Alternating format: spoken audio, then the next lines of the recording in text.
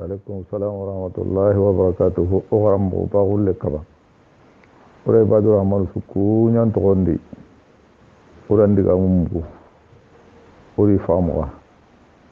Udu na wakati so Allah na hakra siren kinoyi. Allah na fami kinoyi. Wa man yuta li hikmata faqad utiya khairan kaseera. Hikma gede. Ona Allah nyaga na kenya kinoyi wakati ndambenju. Allah nonya dina ke demanda nui ogana diga me su konno ogana golle su nyangini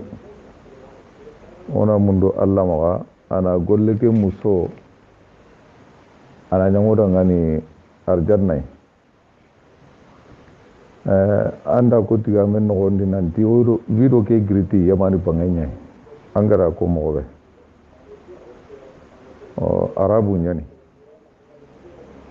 hobiranto nyugo hobirante ngi maka imarante ngi maka kompondi kuma ko no wakati su ona me jiri to buchunui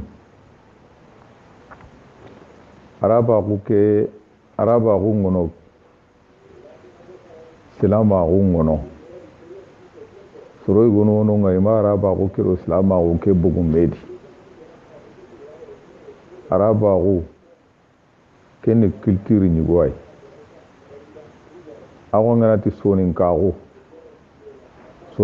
kani awa lada igwai obe biremo go igwani ago qabla nchu kamma silama kulli arabu ni gonu wadi hibe nu ganyi makanan qaso ido allampi ganta gemme idi wara awo sonin kara nu ngani jatel laga hinu gonu nyoma ga sonin kara iro islam ko ganta gemme islam ko ngari kungare me hinu nyugonu wadi hardo islam ko ganta gemme arabu nyugonu wadi har ke lengi gelli fare ngamar sallallahu alaihi wasallam masasa iwa kamma araba ko kenti bakka ken kamma Allah islam ko ke be gari kenti bakka ken kamma kenni ku araba ko kira kiltirinye donc o ñaaga do arabu ngadi islam ko ñeyi kanina islam ko ke dabarti no kubey ona du do to na ñaaga yati kenga kay gale ya araba ko ke ñana no kube o ko kanu hombin na ko ke ñana yerenga kento islam ko ke borondini ona du do to kenyay islam ko ke ya ga mundi mo srende qur'ana galli gampe kebre serega be bugu islam ko ke koy hakkaranta gabi ana nonga qur'ana galli gampe nanti nan cigodo arabu ko ay tinan cila magunda bar ba arabu ngokundu ba iji kumburon te galli gampe faren ka mani qini ya sallallahu alaihi wasallam al arabu ashaddu kufra wan nifaqa wa ajdar alla ya'lamu hududallah hardo kitabu kuna ganga latu mai angana ke ko nante al arabu hibenu ganta mun darabun to buren ko no kunna ti ay gundugan ko nyen gundugan ko kunni so no nyen iwo se ne harsawo on daga ta orni gemu me qur'an kammo arabu nya kafira kun ko tenni arabu ya kafira kun ko tenni dina duna tage hojju hada maram men tuyi Allah medigan kan ne nyade ashaddu kufra arabu nya kafira kun kote ni dinanta hada marin men kalten cuyi wanni faga arabu nya munafaqa kun kote ni dinanta kabila ke damman ku tentana cuyi hari diga me ke ga kuni goti gundugan ko nyene oda ken kara tafsir ndio aha nanti gundugan arabu nya no magati arabu otina suwa gundugan ko pete arabu ya baso ko nyene mabambar no nyene ona konnia aha na sababu arabu ku idi bire mogo nyani o ku hatambin noga o wado bire mogo nyani kendo silama gunta meda ngani kille nation su gadi mogo yugo daga mogo yugo anaka maga kenga kenya ndugu silama gungaro ku maga hatambindira maraha morondi kaha morondi katunde morondi kainde morondi silama ko nganyirni da higabe anyo maka kendo silama ko ke o gemme silama ko ke gorno maka ada higabe gabe anyo maka ta ke no gondi kendo silama ko ke gemme a fur ho hon takenga Allah fare ngari sallallahu alaihi wasallam arabu nga hinu anyi maka nga gabe iro silama ko ken tagemme amma ngari Allah fare ko tari sallallahu alaihi wasallam agati dangane aridu alayya ruqakum la basa birriqa ma lam yakunu fihi shirkun ko tari Allah fare ti jamandi sallallahu alaihi wasallam qaraga ma sandun ko nindangani namugo ibe ga ma sande be nyana te kanne be yango digame be ko non nam ma sandi te khari ko ngani mugo ati masande su hilla kapegan tadi allan kutayen tadi kem masande su daga tenyani la basa basin tati kenga Allah faren diga kanenya kenga sallallahu alaihi wasallam bo karambare hakra logo benu ga kitenandi inna ruqqa masandenchu awa wattamaima ado nganda mukiyati sahayencu nanyi hari silama gullen kani diga munya gani kui iganyi hibenu kammaninya wati walata keni anna hoygo kini yagare ngai go ko pilli ngondi daranga udo anna hoygo kini go ngana yagare pilli ngonda daranga ti annabi ti hadis endi sirkun ti kuni hilla kapenye karambari garantu ko hayna ko hadis wa nyaga mena soron pakrum borundi tiya sahaban ta ku diga mu ko ni mogondi qul a'udhu birabbin nas qul a'udhu birabbil falaq ma sande manyatu kuya annabi sallallahu alaihi wasallam jibril da masa akendi kismarum masa ojo ke onta munda go gilono ona du hay silamiru ngata o maga du hay arabe ke diga me suma ko ni bakulle nanti ona anke diga me ke nyammo ko igodi la oda hatam panci akinita o to buccinna no gonde nanti araba ko ngono silama ko ngono o kunu silamiru nya no ranta nya arabu ba arabu kuri jikum rente ke ho gabe silama ko keriana konti ya ken kabba saru faru ngurne sallallahu alaihi wasallam arabu kuma gemu har ko ta bane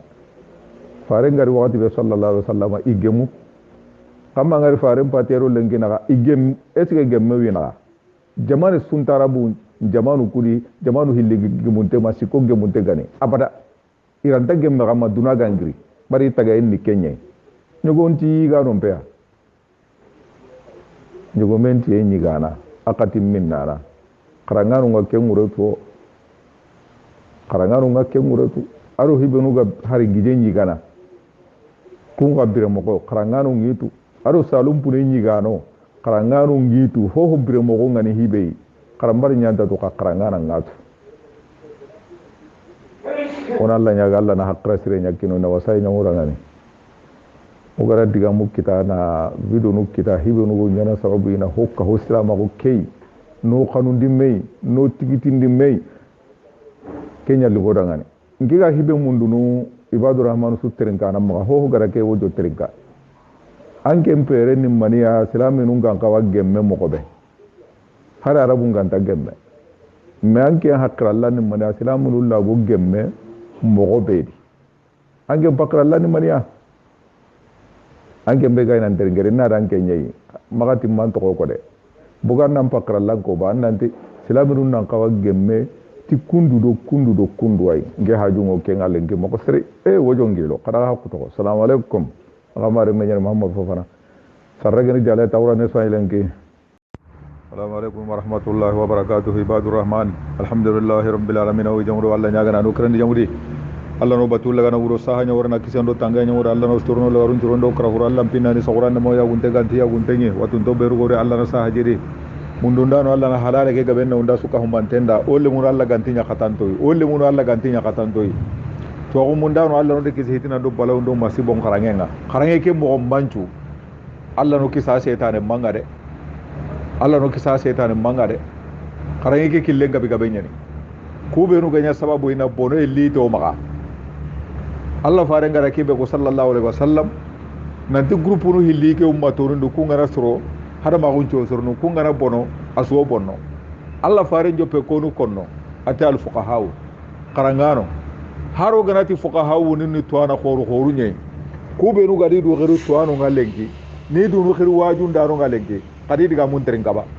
idiga menga nya sababu wajun dana buru idiga mun nya sababu ina golle be bonondo maka tarendi besu taronga du besu ya ngai ko tasu anna diga buru kurumba nyigwa muku ku wajun dano go to kurumba ke gabe mbagadi do dunai haru kumbane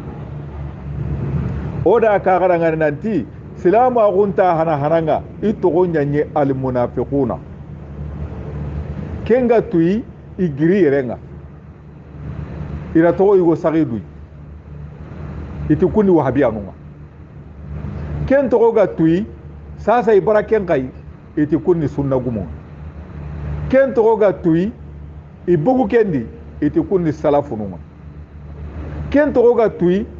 anna tunu kiyari nanti kuni hada mare mu yalla gada na kanda ngari setane gara kharabeliya nan tari kamma igaina hada ma hunchu to na dunadi ti Allah tonga iwaina hada ma hunchu qaste dunadi ti faren tonga sallallahu alaihi wasallama idaga mugu tauhidin do sunna nya halle nanti kunena Allah dina nya de made kunena faren tunna nya de made jaga kunya nda faren nkan karam makka iyanda faren kabilan chukkari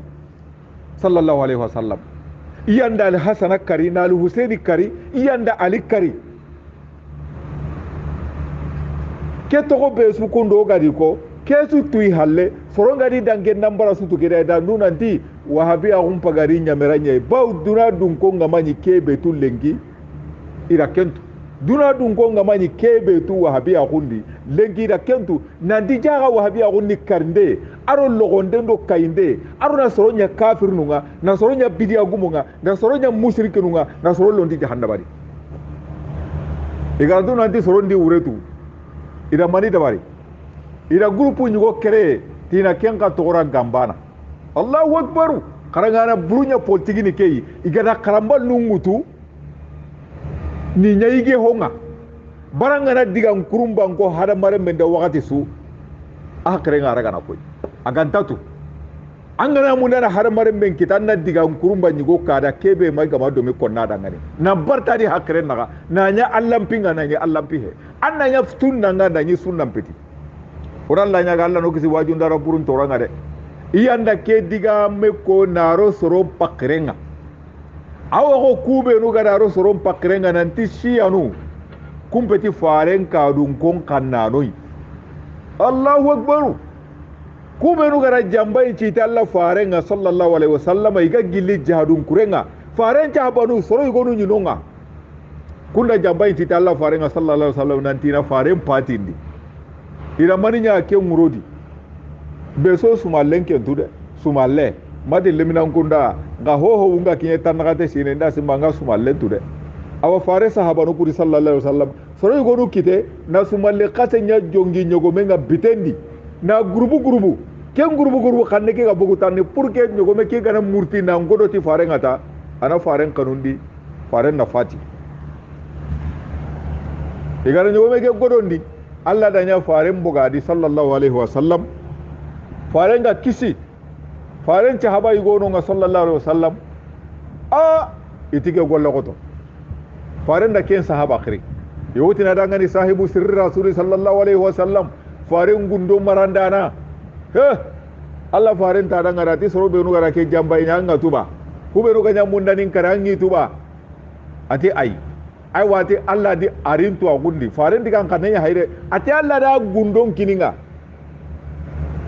Allah da khaybun tu agullindi nanti karsa kun ka hunte ngoyi jamakedi idu ka hunte nyaru salama ko kedi me salaminu he igara karafi darkel asfal idagara jahannaba bi ko redu kan kenyi kunyi brene fare cha habanu nyadi ko be no gara mundu na dio fare kallo ko ha Allahu akbar fare nga fati sallallahu alaihi wasallam na nyi kumma ka kitana fatindi ira maninya fare ka duko isiro kunya batenga iyanda ali ibn abi talib fatin radiyallahu anhu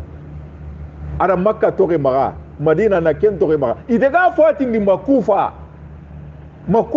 idega fatindi miside nyadi noma aywa faren kisimare al hasana konda fatindi kumuna faginwani al husaini konda fatindi kumuna faginwani al hasana ida poshi ne nyakini al hasana yakkenga nan tada araba ga yigande ndi faren kismare al hasana kumuna feguru da poshi ne nyakini yagareke asu muntenya de anda isu mun kutago yigande be yigana yagareke daga poshi ne lokenya al hasana daiga atoko kem poshi ne ay kumuna haginwan da faren polla kentere iyanda faren polla kentere ida faren kankara har gele gangara daga makka nanti faren polla kenya haike anna kem mudura nyagen dan tangalla nyagen alla ro kodu kuna figinu kunyandi du gir nanti kunni allahu akbar ida dura girnda suyi awayna jambay nya no gondi ke jambay be ga ina taraba kundu sere be ga ngalla magabo ay parce que gelli faren ma bange sallallahu alaihi wasallam oda ka ga ngari nanti hitina nu nyanyi ikanu kudi no ngadi banu umayya ha man kange nyu kundaga kunda ba talibu hollaxe man kange nyanyi na gaw gemma bala ko nyinonga allah honnan jira ko nali fare bagandi abu talibi bangenga ha allahu akbar allahu akbar allah no de maro tangare ira ke diga be awutu na kan daga ni sorobe ruga silama hun konno ngani sorobe nui ado sonin kara honno ngani sorobe nui kunga nya wajun daro we garatuna diga mungo ragene kunya daga bihi diga ben nyugo halle na lina ndi silama ko manyo magade ujuno kamona gati tannagate ado sina banerigi ititi silama ko manyiga kinyoyi idabu kenga iti sunna manyiga kinyoyi idabu kenga ti tauhid manyiga kinyoyi allahu akbar konu darin teni ma ana konu maga iku wajunda na buru kalabanta namparantoku ikunya ti farenda ko ti silami nungo takadiri nanya tanyero sikoi tanyere do hillo ncho yimbenda aganta ti bane ay awoda de bande clanse nanti agibe maga kitabe ndanna lita nanti qala rasulullah sallallahu alaihi wasallam sayafu tariqu lil muslimina ila 73 kulluhum fi nar illa wahidatan ke hadise otina liti kyahi aha sine do sino hilibaka i contourner tayre iraga malimina iti farenti ummato ne silami bane ay ona kire nanti ummatu dawa ngono aywa ummatul ijaba ngono imani kumba kamedi inti tuka igriye renga iti allah fare sallallahu alaihi wasallam angara ndai salle nagi kitul lagana ti jibril gani salli bo ko ni fare nga jibril di kitul laga kenyi fare nga ne salle nagi kitul lagana morya oti lita hadise ga hadise ke contourner har sade ke hadise marde nanti jibril gani salle ko fare nga sallallahu alaihi wasallam adi kitunya adi kamponya raga kenya ndugo fare nga di kitul laga oti lita o konta hadise ngalle harsa amma bugude antano hadise antano iti qur'ana tanana shi'anu maga oti liti ken qur'ana ona ngaro ya gendi wallahi billahi ado lenkina o ko to qur'ana ken ngalli jaga gare nyani awa ku garanta kalabanta number to kundu ade iti allah tila munane jahannaba minal jinnati wan nas allah to jahannaba haka jinnan shaytanu ndo har maran shaytanu iyo jahannaba haka kunga daw ko wajun dana garanto ti allah ti jahannaba ta haka de ti ma allah gani tallo jahannaba de ken wure hetina talla imero jahannaba ba ko wajundara kalabanto ana iya na ina ko de ko wajundara nambaranto anti talla faren pa bada ma tu ko imbendi allahu akbar ga talla imbendi wakati bewo manundu gi ganta tini faren pa bada ma imbendi awa garenya ni ken kaide faren pa bada ma ira mani nya igorno imbendi yotinu kunda gani karayen killendi fitran dun konu nabillahi sadaka fare tanamari nabillahi samaki kunga imba hakikata ban israilai doro allah faren baba da magana ke golli sebe da bari gara faren bangandi dunadi kuna higuru da kenyero kitabe ni nanti faren baba da ama kuna imbenye garenye ni legi garenye ro kumbare allah no kisi toranga de allah no kisi wajunda na burun toranga wajunda kaindano keni bidia gumenye keni musriki nye keni kafiri nye idi kanun tega ke diga me konnendi idi mobili nun ko ke diga me konnendi idi taxi ni cigindi ke diga me konnendi aywa igaina ken na bure be iga iriba nyani de allah farenda ko sallallahu alaihi wasallam nadina arba riba irdul muslim iriba po gore ngari kebe kenni silami magan kutonye annati serra bidia gumen musriki kafiri nanyi gare nya nan kenya ndanya kafiri nga Allah maje an kenya ndanya bidiya gume nga Allah maje an kenya ndanya musirki nga nanyi Allah maje an ga ina kendi ga be ko iga nan tuka an ga ina kalsi ke be raga riba nyani ampai nan korege brandi ti riba nyani anyi me hayna ira me kebe rondi riba nyani ampai kanu ku beru di riba nyani ampai mobil ku beru di riba nyani parce que ampai na sera minu nyamba kan kuto murundi garen kamba alla ga makebe ko anken da ken da bari an ga na burel laga tikenga ina di kungo kanallai gare nyani alla no kisi toro nga wurondo kiye ibadur rahman awa mare me nyane mamadou fofana sarrageni jala tawra nisfa ilenki o ga wi jamundi mo be na utok sima patamain ma groupe ngure dukanke o wa su kunyire hamala jabi wan kunyini kabulaji ture aga su kunyin dem pay jibi sakera aga kunyin dem pay o taronga aga kadendi aga rudro gote